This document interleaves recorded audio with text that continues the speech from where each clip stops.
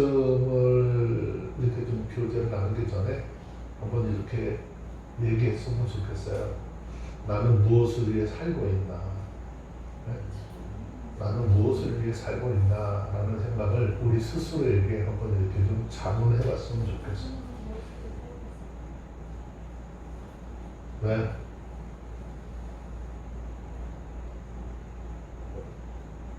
우리가 세상을 살면서 무엇을 위해 살고 있나? 그리스도인으로서 무엇을 위해 살고 있나? 이런 것들을 스스로 좀 한번 생각해 봐야 되는데, 오늘 이 본문의 말씀에서 우리들에게 질문하는 게 지금 그런 거지. 너는 무엇을 위해 살래? 네, 말씀하고 있어요. 본문의 말씀은 5절이지만 아주 다양한 주제들이 산발적으로 나열이 되어 있어요.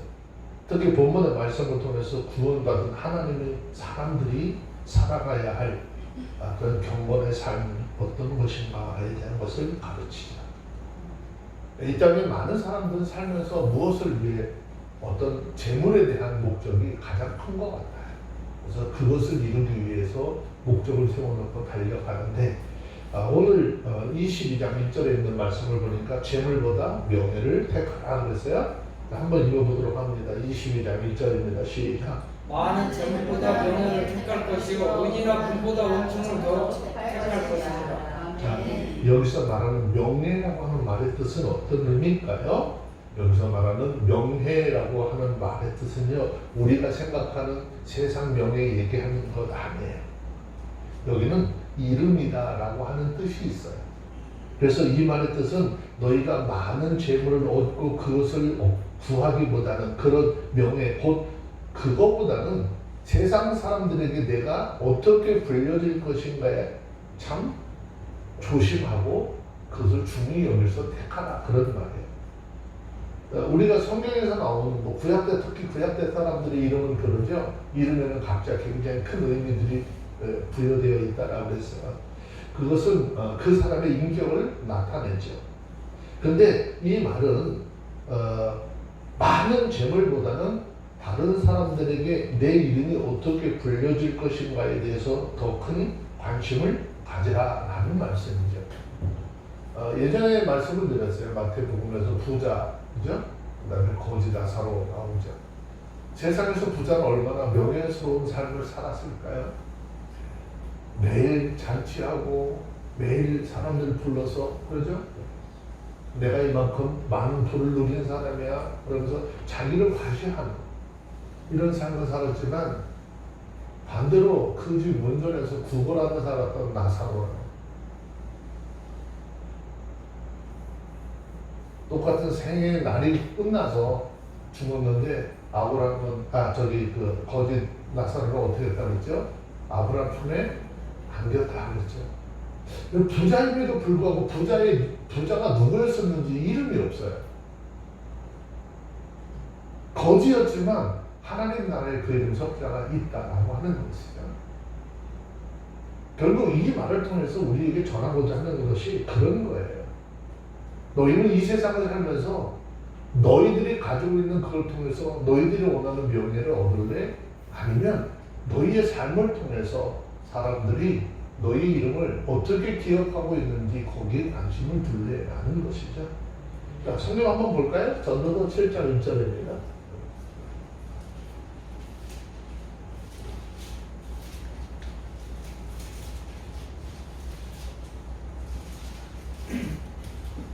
찾았으면 한번 읽어봅니다. 전도서 7장 1절 시작. 아름다운 이름이 보배로운 기름보다 낫고 죽는 날이 출생하는 날보다 나으며. 네, 거기까지만 읽어보세요. 자, 아름다운 이름이 뭐라고요? 보배로운 기름보다 낫다라고 그랬죠.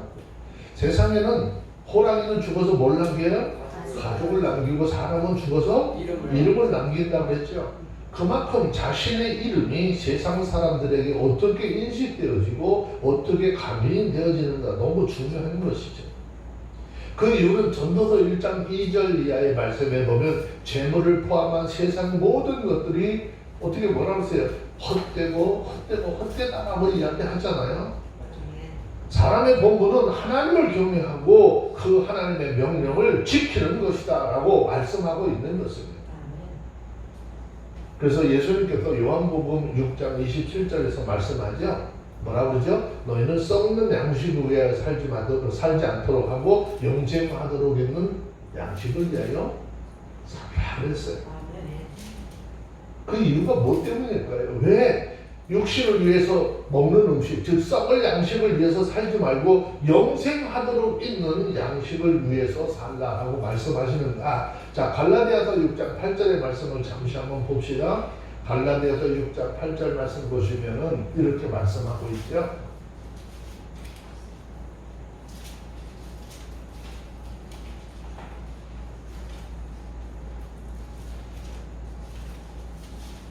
찾으셨으면 갈라디아서 6장 8절 시작.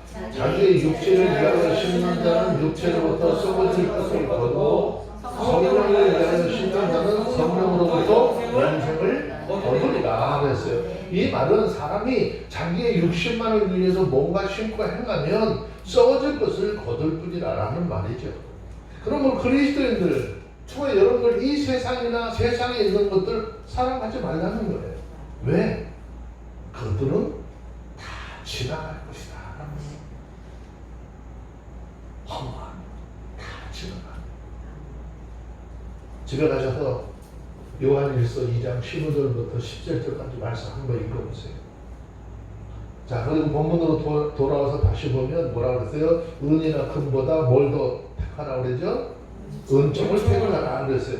자, 은이나 금보다 하나님으로부터 은혜가 더 어떻게 낫다는 거예요. 여기서 말하라고 하는 은혜라고 하는 말은 하나님께서 우리에게 베풀어 주신 사랑, 긍휼, 선하심 이런 거를 이야기할 수도 있겠지만 이것보다 더 중요한 의미가 여기 숨겨져 있는데 그것이 뭐죠? 바로 이웃을 향한 사랑과 긍휼과 자비예요. 우리가 하나님으로부터 은혜와 사랑과 긍휼과 자비를 받았기 때문에 너희도 내 이웃들에게 그렇게 삶을 살 수 있도록 해야 된다는 것이죠. 왜 이렇게 살라고 하셨을까라고 하는 생각을 깊이 해봐야 돼요. 이렇게 행함으로 많은 사람들에게 존경과 사랑을 받아서 하나님 앞에 영광 돌리라 그 말이죠. 이 땅에서 내가 행한 것 때문에 내가 영광 받는 것이 아니라 저 사람이 누구 예수 믿는 사람이래. 그래서 우리의 삶을 통해서 누구에게 우리의 아버지 되시고 우리의 주권자 되신 그 하나님 앞에 영광을 돌리라 그 말이에요. 세상을 살아가는 날 동안에 아무리 많은 재물을 가지고 살았다 할지라도 여러분 사람들에게 비웃음 당하고 멸시받는다면 그 사람은 결코 성공적인 삶을 살았다라고 할 수 없는 것이죠. 예수님께서 마태복음 5장 16절 말씀에서 이렇게 말씀하고 있잖아요. 한번 봅시다. 마태복음 5장 16절.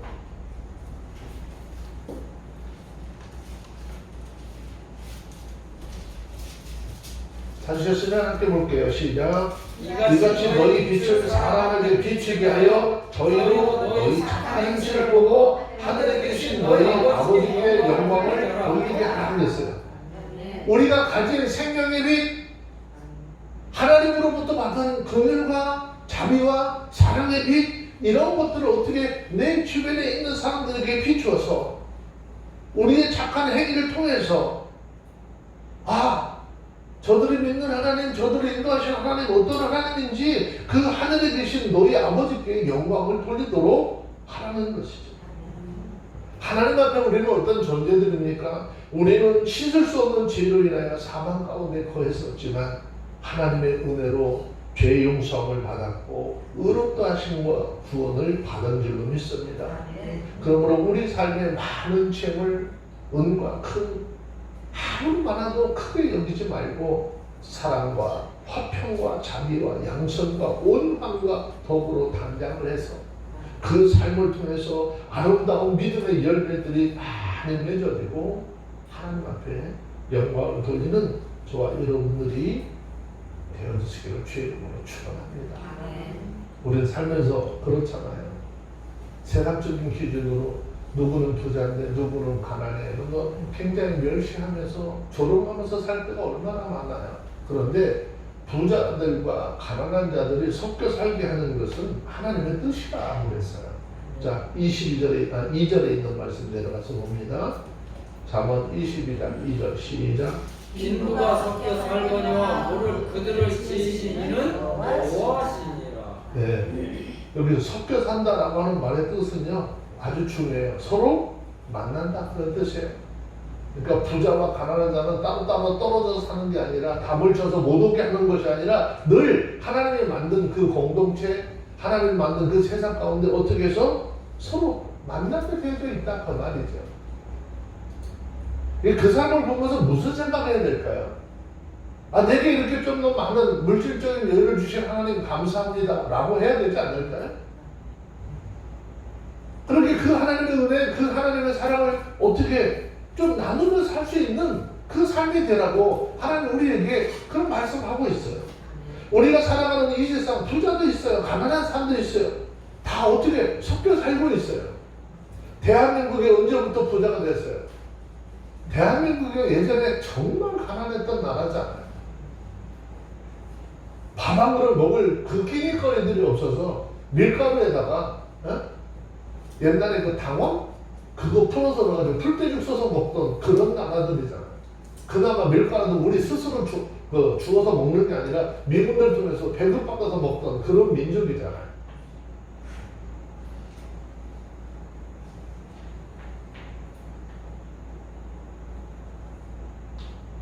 하나님의 은혜로 지금 어마어마한 큰 경제 부분을 일으키고 지금 잘 사는 나라가 되었어요. 미국 다음으로 세계에 많은 선교사들을 파송하고 하나님의 일을 감당하도록 은혜를 주셨어요. 이게 얼마나 기가 막힌 노릇이고 감당이에요.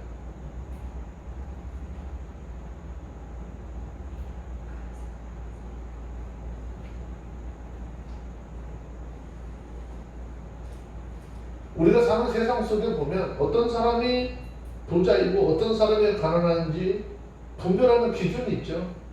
부모의 재산의 정도에 따라, 자신의 교육의 정도에 따라, 직업이나 직장에 따라, 자신들의 노력과 근면에 따라, 자신의 건강 상태와 질병 여부에 따라, 그들이 지금 살고 있는 사회적인 환경과 시대 상황에 따라 아마 좀 다 달라질 거예요. 그런데 이 모든 일들 다 하나님의 섭리와 복주심에 따라 이루어진다라는 것을 기억하셔야 돼요. 내 삶이 날마다 행복할 것 같다고요?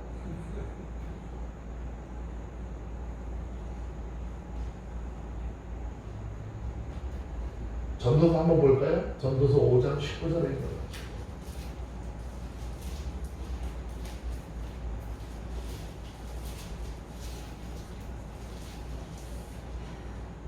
전도서 5장 19절 읽습니다. 시작.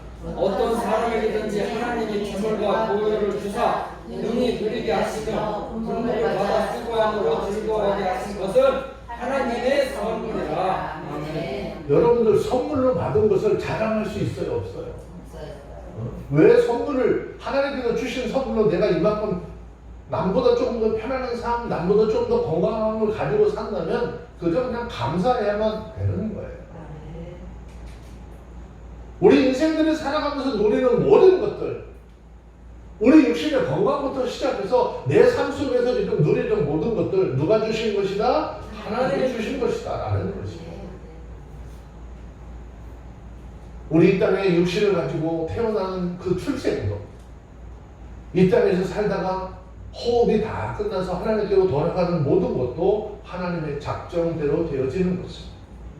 그뿐 아니라 재물과 부유를 주셔서 누리게 하시는 것, 사람이 자신의 생의 길이를 별로 생각지 않고 수고롭게 허무한 삶 속에서 즐거워하며 사는 것, 이거 모두가 다 하나님께서 우리에게 주신 복이라는 거예요.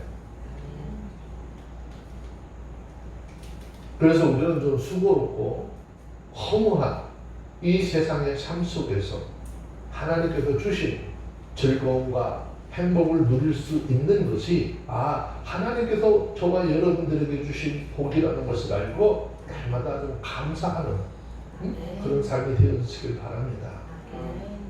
하지만 그럼에도 불구하고요, 세상에서 아주 항상 빈번 부자와 가난한 자들 간의 갈등이 일어나고 있죠. 부자와 가난한 자는요, 주인과 하인, 윗사람과 아랫사람이 되는 경우가 있죠. 또 부자는 가난한 자의 인격을 존중하지 않고 막 대하죠. 아주 그 사람 상대방의 인격을 무시하죠. 또 가난한 사람들 중에는요, 열등감이나 피해의식을 가진 사람들도 굉장히 많습니다. 그런 것들이 부자와 가난한 사람들 간의 갈등을 더욱 부추기기도 하는 것이죠. 정치권에서 많이 이용하는 거죠. 강남과 강북을 비유를 해서 날마다 이렇게 이야기를 하면서 부추기는 거죠. 근데 성경을 통해서 우리에게 말씀하시는 것은 부자나 가난한 사람이나 모두가 다 하나님의 창조물이라는 것입니다. 그러므로 온 인류는 좀 넓은 의미에서 보면 다 하나님 안에서 한 가족이고 한 식구인 것이죠. 온 인류는 다 아담과 하와의 자손입니다. 그래서 사도행전 17장 26절에 보면 이렇게 말씀하고 있어요. 사도행전 17장 26절.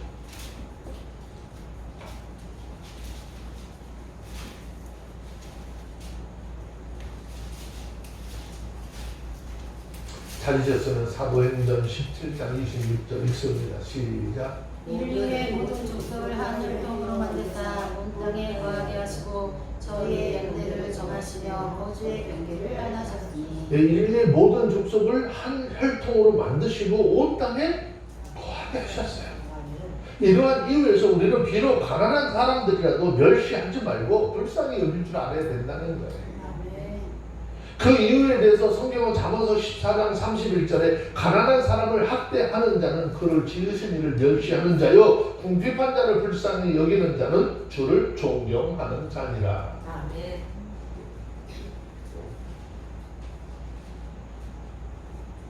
그런데 더 무서운 이야기를 잠언 17장 5절에 있는 말씀 한 절 더 봅시다.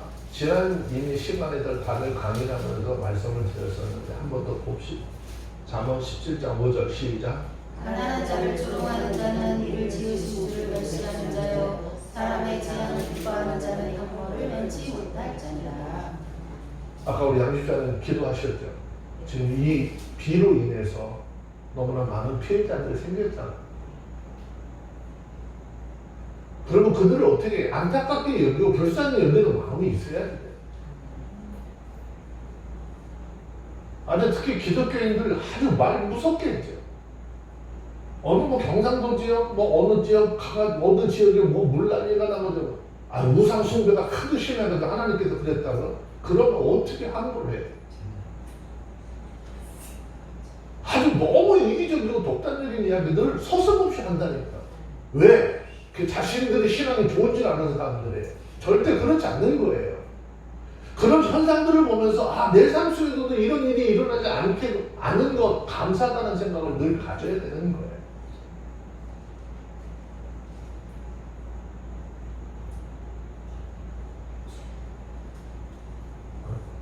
우리 모두는 창조주 하나님을 인정하고 서로 사랑하고 남의 생명과 남의 재산, 남의 명예를 해하지 말고 자비와 선행을 베풀어가며 살아가야 하는 거예요. 그래서 우리는 누구에 대해서 어떤 상대들에 대해서 이야기를 할 때 그래서 굉장히 조심스러워해야 합니다.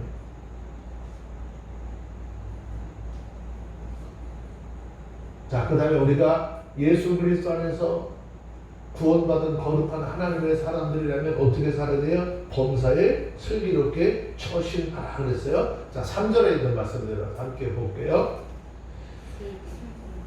잠언 22장 3절 읽습니다. 시작. 슬기로운 자는 재앙을 보며 숨어 피하여도 어리석은 자들은 나아가다가 해를 받느니라. 자, 이 말은 지혜로운 사람은 자신이 행할 바를 잘 알아서 선할 길을 택하지만 악한 사람은 좀 무지해서 죽음의 길이라도 고집스럽게 그 길로 가다가 결국 죽음을 당하게 된다. 그런 뜻이에요.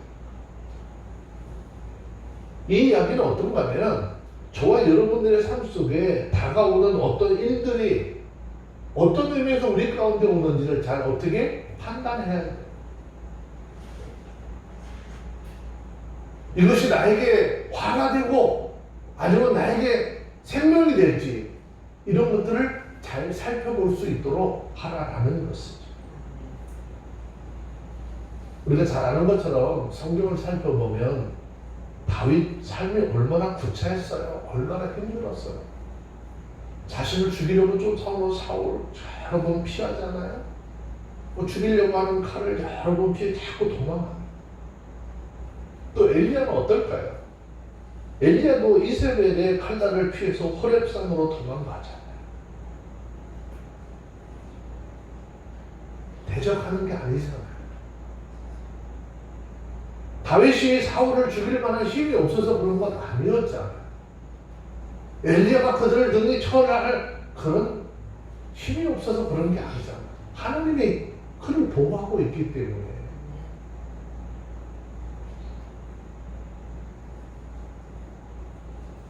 저는 어제 이 말씀을 이렇게 묵상하면서 가슴이 되게 많이 아팠어요. 마태복음 10장 23절에 있는 말씀이거든요. 마태복음 10장 23절의 말씀이 예수님께서 제자들에게 어떻게 해요? 복음을 들고 파송하면서 이 동네에서 너희를 핍박하거든. 어떻게 해? 저 동네를 피하라. 가서 좀 싸우지 말고 대적하지 말고 너희들 핍박하면 어떻게 하래? 저 동네를 피하라. 피하라는 것은 힘이 없어서 피하라는 거 아니잖아요. 왜 그렇게 하셨을까? 그들을 대적할 힘이 없어서 그랬을까? 아니에요. 성경은 우리가 살아가는 날 동안에 모든 것이 뭐가 있다고 그랬어요? 카이로스, 때가 있다라고 그랬잖아요. 모든 것이 다 때가 있다라고 하잖아요. 그래서 성경은 전도서 3장 1절에서 천하의 범사에 기한이 있고 모든 목적을 이룰 때가 인간이 있어요. 모든 것들을 다 이룰 때가 있다는 거예요. 누구의 때? 하나님께서 그것을 이루실 때가 있다라는 것이에요. 모든 것은 하나님께서 정한 때가 있다는 거죠. 왜 그렇게 젊었을 때 아내 속을 남편의 속을 그렇게 하더니 자기 아내한테 뭐 좀 잘하고 남편한테 좀 잘할 만하니까 남편이 병들어서 죽거나 아내가 병들어서 죽어. 아니면은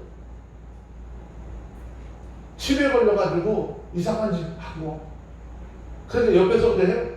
철들자? 치매 걸린다. 네. 철들다 망령든다 그러잖아요. 좀 진작 좀 그렇게 살았으면 얼마나 좋았을까요? 날마다 그것 때문에 얼마나 많이 다퉜겠어요.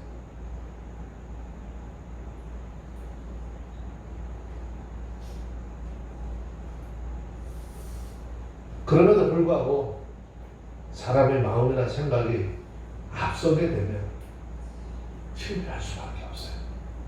고생하게 돼요. 그래서 모든 일에 대해서 어떻게 해요? 피하라는 거예요.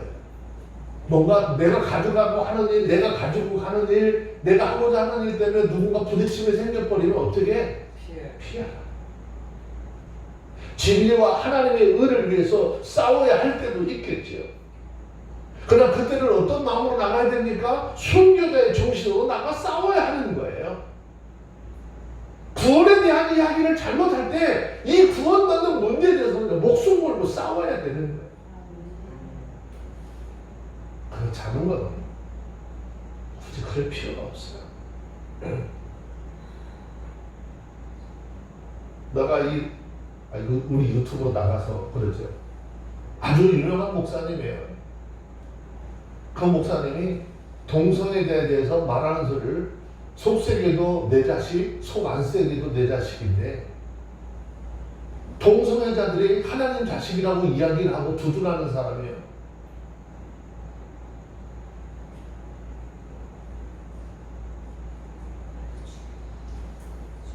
그게 공공연하게 인터넷상에서 떠돌아다니고 아주 큰 유명한 목사니까 그들이 얘기하니까 그 얘기가 맞는 줄 알아.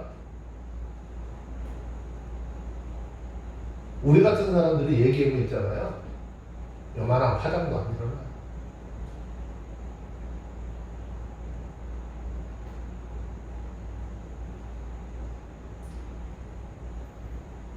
비진리와 타협하면 안 돼. 다른 거는 수용하고 용서해줘도 비진리와는 타협하면 안 돼. 아니 성경이 그렇지 않다라고 한다면 그거는 하나님을 배신하고 복음을 왜곡하는 일이잖아요. 노아의 시대에 소돔과 고모라에 그 일에서 다 멸망을 받았는데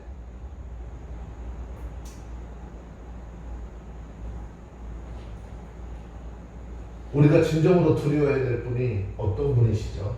예수님 마태복음 10장 28절에서 말씀하시잖아요.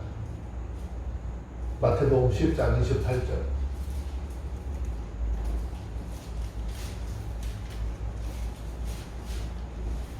읽습니다. 시작. 몸은 죽어도 영혼은 능히 죽이지 못하는 자들을 두려워하지 말고 오직 몸과 영혼을 능히 지옥에 멸시하는 자를 두려워하라. 우리 육신은 죽여도 영혼은 죽이지 못하는 자들, 즉 이 땅의 권력자들, 권세자들 두려워하지 말고 우리 몸과 영혼까지도 능히 지옥에 멸하시는 그 하나님을 두려워하라 하는 거죠. 우리가 복음을 왜곡하는 것에서 단호하게 대처해 나가야 하는 것이에요. 비진리와 충돌이 일어날 때 그때는 어떻게 해요? 선교의 정신과 용기가 필요한 거예요.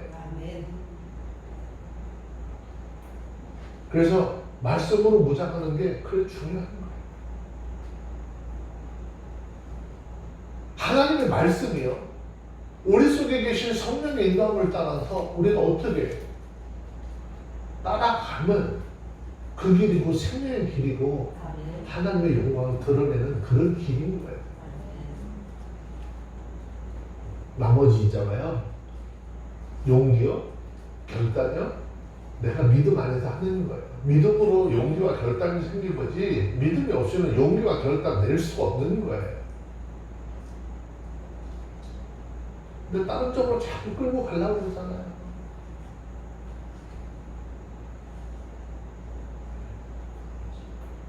이 말씀을 통해서 우리가 좀 깨달아야 될 것이 있어요.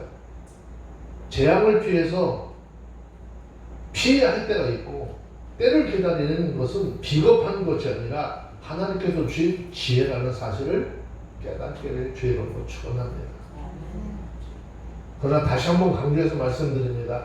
진리와 하나님의 의를 위해서 싸우는 싸움에는 비겁하게 물러나면 안 돼요. 아주 목숨 걸고 그래서 싸워야 돼요.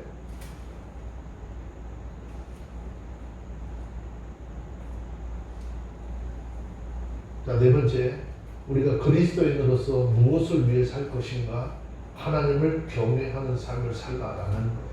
자, 잠언 22장 4절에 있는 말씀으로 내려가서 봅니다. 읽습니다. 시작. 겸손과 여호와를 경외함의 보응은 재물과 영광의 생명이니라. 아멘.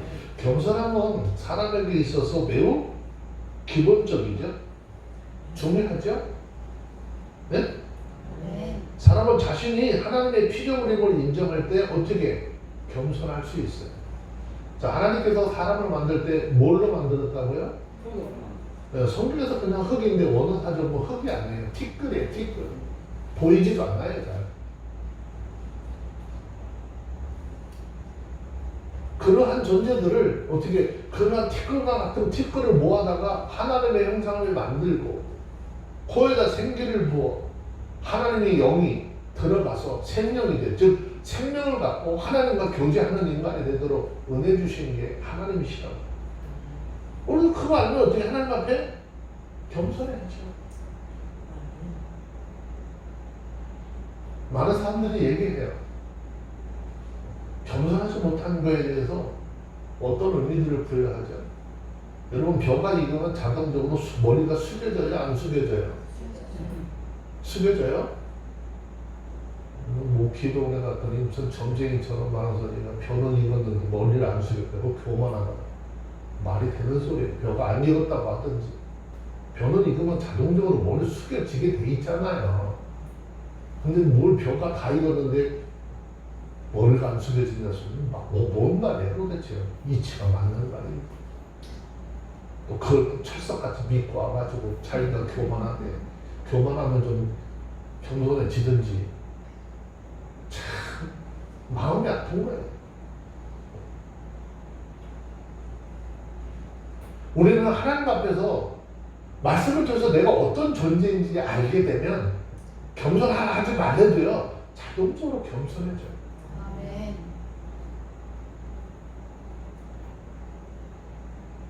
더욱 자신이 하나님 앞에 부족하고 흠이 많고 실수가 많은 그런 죄인임을 인정할 때 더욱더 겸손해져요. 제가 우리 그 얘기를 해요. 오산대방교회 이영곤 목사님을 볼 때마다 너무 불편해요. 너무 죄송스러워요. 아주 사람들이 이끌어놓고 만나면은 아주 귓바닥에 무릎 꿇고 이 세배하는 중에 절을 한다니까요. 어제 넙죽넙죽 마을 목사님들이 보면서요 깜짝깜짝 놀란다니까. 저는 그래요. 나 배가 더 못 내려가서 나 더 먹고 그러니까 꼬리지 말라고. 대방교회 목사님이 저보다 뭔가 부족한 것, 못난 것 없잖아. 저보다 훨씬 학문적으로도 그렇고 인격적으로도 참 좋으신 분인데 하나님 앞에 그냥 사람 앞에 섬기려고 하는 그 마음 하나 때문에. 왜 예전에 안 그러던 이제 주변에 있는 목사님들도 같이 그 저만큼 배가 많이 나온 목사님도 계신데 이게 잘 안 되니까 허리 딱 90도 빼면 안 돼. 90도도 안 되는 거예요.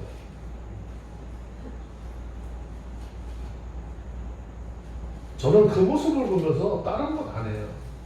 사람이 겸손해져야 겸손해야 하나님을 어떻게 경외할 수 있다라는 거예요. 제가 사람보다 뭔가 잘났고 뭐 멋있고 그래서 그런 게 아니잖아요. 인격적으로 섬기려고 하는 그 마음. 서로 그 애틋한 거예요. 서로 그 마음을 아니까.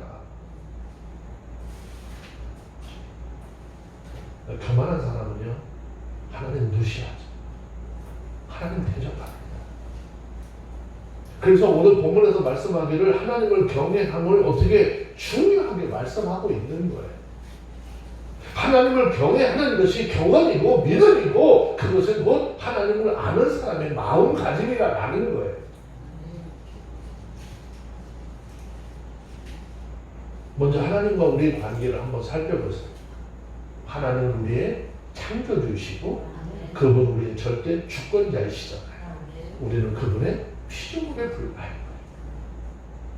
또 하나님은 지혜와 능력이 무한하시잖아요. 그 하나님은 전지전능하신 분이잖아요. 근데 우리는 지혜와 육신에 유한하잖아요. 연약한 존재들이잖아요. 더욱이 그 하나님은 우리 앞에서 어떻게 거룩한 분이시죠. 우리는 죄에 거룩하지 못해. 우리 죄가 우리를 거룩하게 만들지 못했어요. 예수 믿고 구원받았다라고 하지만 여전히 어떻게 죄성을 가진 인생들이라는 거죠. 말씀을 들을 때는 아멘, 할렐루야 하고 듣는 것 같아요.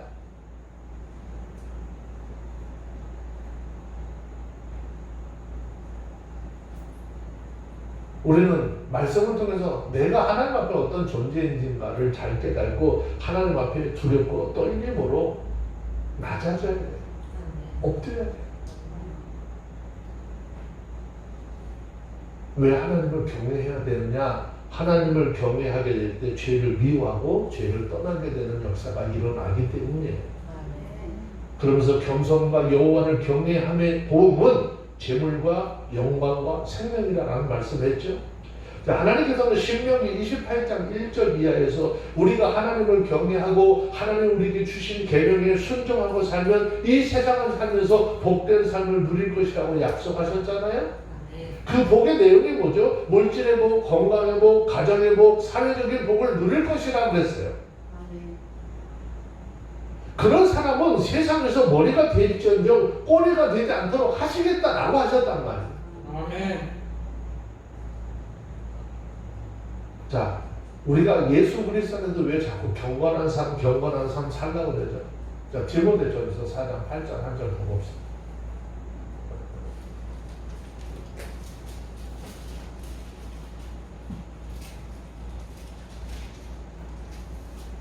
디모데전서 4장 8절 찾아서 읽습니다. 시작. 육체의 연습은 약간의 유익이 있으나 정도는 범사에 유익하니 금생과 내생의 약속이 있느니라. 잠깐 지나갈 수 있는 맨날 왔다 갔다 하는 육체의 경건으로 조금의 유익을 줄 수 있겠지만 하나님 앞에 경건한 자의 삶은 범사에 유익하니 금생과 내생의 약속이 있느니라. 즉 하나님을 경외하고 하나님의 명령을 지키면 그것이 의인 것이고 그것이 생명의 길이라는 것이죠. 그래서 영생에 이르는 사람마다 다 하나님을 경외하고 하나님의 계명을 지키게 된다라는 것이죠. 우리가 영생과 더불어서 이 땅에 사는 날 동안 복되게 살려면 겸손히 하나님을 경외하고 의지하고 악을 버리고 하나님의 말씀에 순종하는 그 삶을 살아가는 저와 여러분들이 다 되어지기를 주의 이름으로 축원합니다. 마지막 5번째 5절에 있는 말씀, 우리가 예수 그리스도 안에서 구원받은 사람 무엇을 위해 살 것인가? 패역함을 떠나야 된다라고 했어요. 자, 5절에 있는 말씀 읽습니다. 시작. 패역한 자의 길에는 가시와 올무가 있거니와 영혼을 지키는 자는 이를 멀리 하느니라. 아멘. 자, 여기서 말하는 패역한 자라고 하는 말의 의미는 잘 들으셔야 돼요. 고의적으로 하나님의 계명과 법도 곧 인생의 정도를 벗어난 사람이라는 뜻이에요. 길이라고 하는 것은요, 우리가 걸어가는 그런 길 얘기하는 것이 아니라 여기는 삶을 이야기하는 거예요. 이것은 사람이 과거와 현재와 미래의 삶까지 여기 다 포함이 되어져 있어요. 그러면서 패역한 자의 길, 우리 양집사님이 읽는 성경에는 패악이라고 되어져 있는 것 같은데, 그죠? 아니요, 패역이 맞아요? 네, 네. 역사할 때. 네, 역사할 때 여기 맞죠? 네. 그래서 우리는 패악질 한다라고 하는 얘기도 우리말로 하죠. 남에게 악을 행패로 듯이 하는 사람을 패악질 한다 그러죠. 근데 여기 패역한 자의 길에는 뭐가 있댔어요? 가시와 올무가 있다. 자, 여기서 말하는 가시 뭘까요?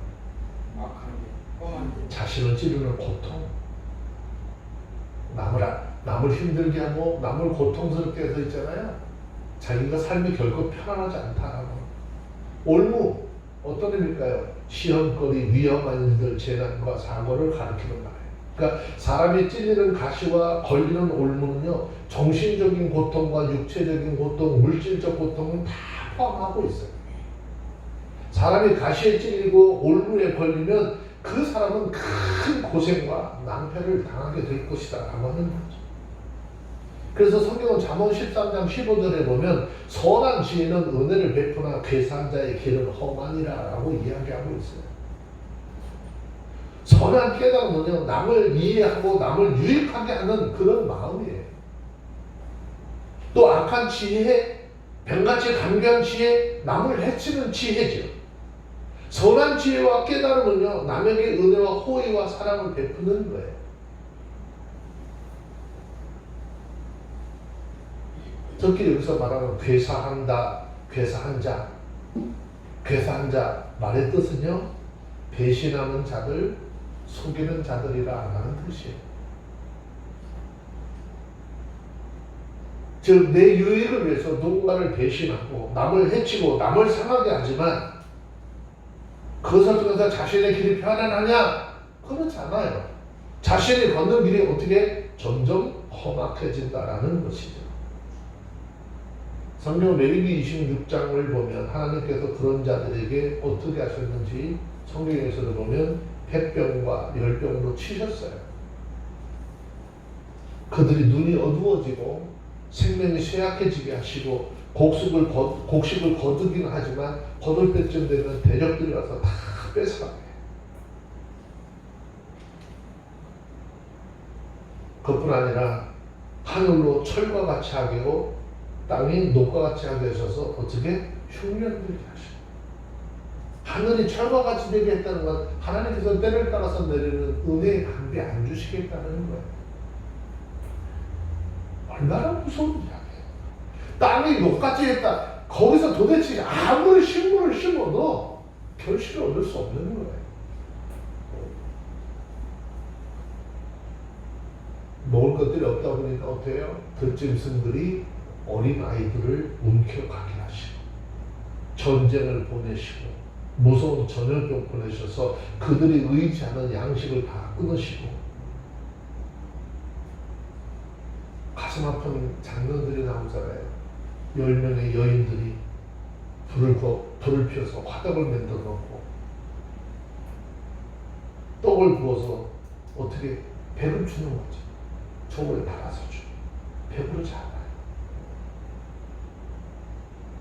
나중에 안 되니까 어떻게 오늘은 우리 집 자식, 내일은 너네 집 자식.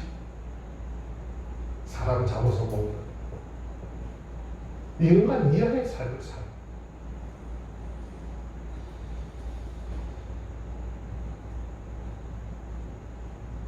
하나님을 대적하고 말씀에 순종하냐니까 온 세계에 흩으셨어요. 땅을 황무케 하고 성읍들을 황폐케 하실 것이라. 많은 성경이 있는데 레위기 26장 16절 10절 한 절만 좀 봅시다.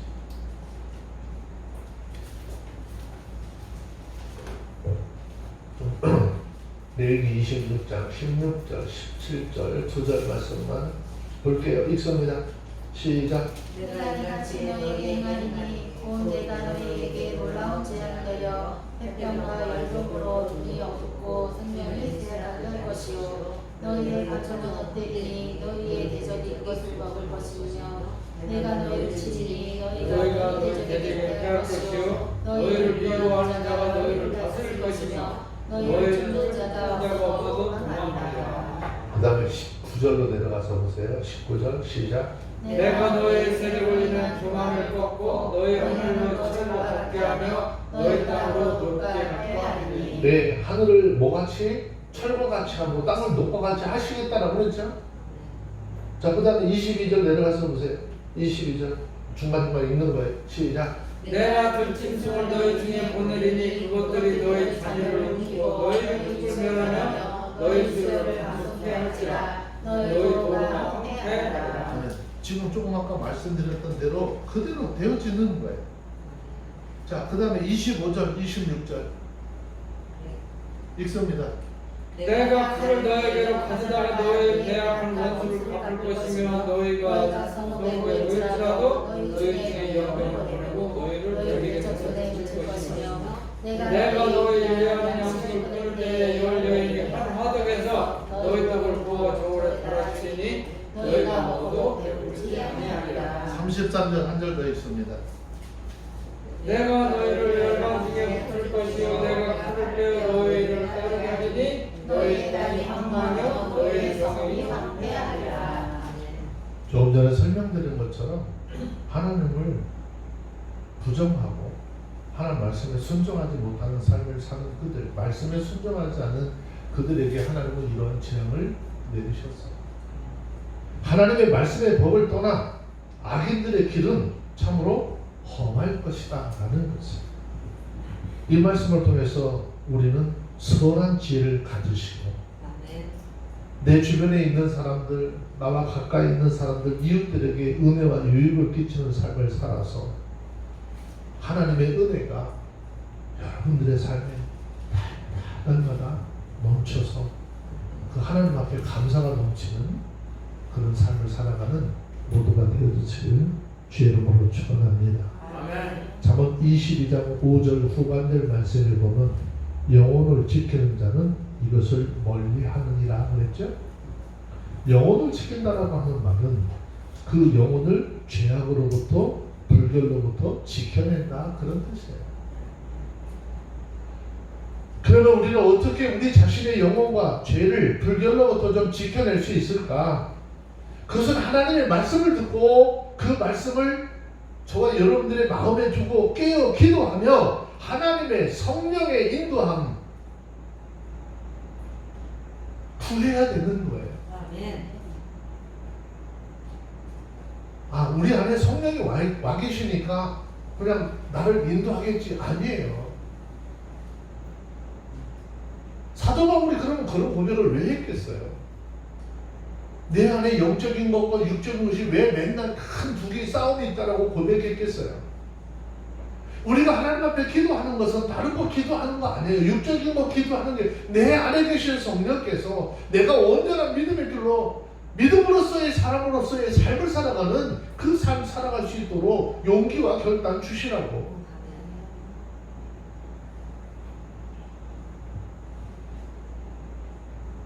우리 양심의 법을 통해서 자꾸 하나님 이렇게 가야 돼. 이거 죄야. 이거 잘못돼서 하면 돌아서야 되잖아. 안 돌아서잖아. 성령의 인도함이 없어서 그런 게 아니잖아요. 기도하지 않아서 그런 게 아니잖아요.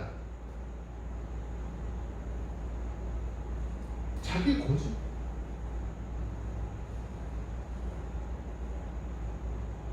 여러분 신앙생활하는 거 제가 늘 얘기하잖아요. 믿음과 어떻게? 믿음은 용기와 결단이라는 얘기를 늘 하잖아요. 믿음은요 용기와 결단 없이 되어지는 게 아니에요. 물론 언젠가 성령께서 얼마나 말을 안 들으면 달리던 차에 담배꽁초를 바깥에다 버렸는데 그 담배꽁초가 뒤에 문 열어놓고 여러 명 다니는데 뒤로 들어와가지고 그게 떨어졌는데 그게 달리니까 바람이 불어가지고 어떻게 차에 불이 나버렸다니까. 여수에 있었던 우리 그 거래처 사람이 옛날 그랬어요. 어느 날 갔더니 10그릇 저기 밥그릇을 탁 놓고 붙들고 기도하는데 한참 기도하더라고. 근데 이 사람이 왜 이러나 그랬더니 나 목사님 담배 끊었어요. 왜? 차에 불났어요. 불이 왜 났는데 그랬더니 광양 제철소 그 광양 도로를 광양 그 제철소 앞에 있는 도로를 달려가면서 담배를 열심히 피우고 가다가 이제 담배도 그냥 안에다 끄면 되잖아. 가다가 자기도 모르게 바깥에 이렇게 탁 이렇게 던졌대는 거예요. 얼마나 세게 달렸는지 그게 바로 뒷문으로 들어왔는데 뒷좌석에 떨어져가지고 불이 나가지고 싹 타버렸어요. 이거 하나님 경고구나. 그 사람은 그렇게 해서 깨달았기에 망정인 거예요. 신앙생활 교회 열심히 하고. 왜 그렇게 할 때까지 기다리냐고. 미리 좀 하면 좋지 않을까. 우리가 불의로부터 불결함으로부터 우리를 지키는 건 하나님의 말씀을 듣고 그 말씀을 저와 여러분의 마음속에 두시고 기도하며 성령의 인도함 받을 때 그렇게 될 수 있어요. 여러분 우리가 무엇으로 깨끗해질 수 있을까요? 자, 시편 한번 보실래요? 시편 119편 9절.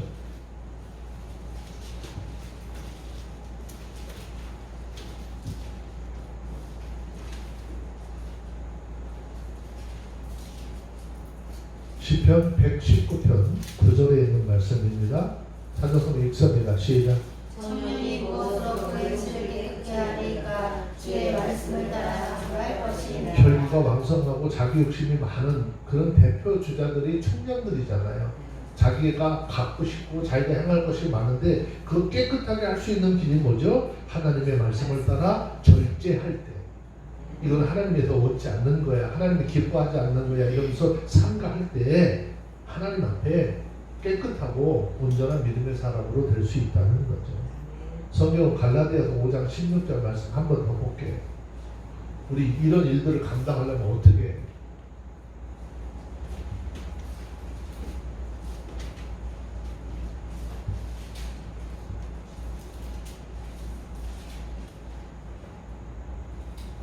찾아서 한번 읽습니다. 갈라디아서 5장 16절 시작. 내가 이르노니 너희는 성령을 쫓아 행하라. 그리하면 육체의 욕심을 이루지 아니하리라. 우리가 성령의 인감을 받아 산다면은 누가 뭐 다툴 것도 없고 누가 싸울 것도 없고 어떻게 해요? 주님께서 주시는 평안을 언제든지 얼마든지 누릴 수 있다는 거죠. 오직 우리의 영혼을 지키는 그런 사람만이 자기 삶에 임하는 가시와 올무를 피할 수 있다는 것을 저와 여러분들 좀 깨달으시고 하나님 보셨을 때 패역한 길로 가지 마시고 말씀을 따라 사시고 우리의 영혼을 지키고 하나님께서 허락하신 평안의 삶을 다 살아가는 저와 여러분들이 다 되어지기를 주의 이름으로 축원합니다. 기도하겠습니다. 거룩하신 하나님, 우리가 예수 그리스도의 십자가의 은혜로 구원을 받았습니다. 구원받은 자로서 이 땅에 남은 삶을 사는데 무엇을 위해서 살아갈 것인가 하나님 알게 하옵소서. 오늘 말씀을 쫓아 5가지를 깨달았습니다. 주님 앞에 이 길을 걷고 이 신앙을 살겠다라고 하는 고백이 있게 하여 주시고 특별히 하나님을 경외하는 복된 삶들이 되게 하옵소서. 우리 구주 예수님의 이름으로 기도합니다. 아멘.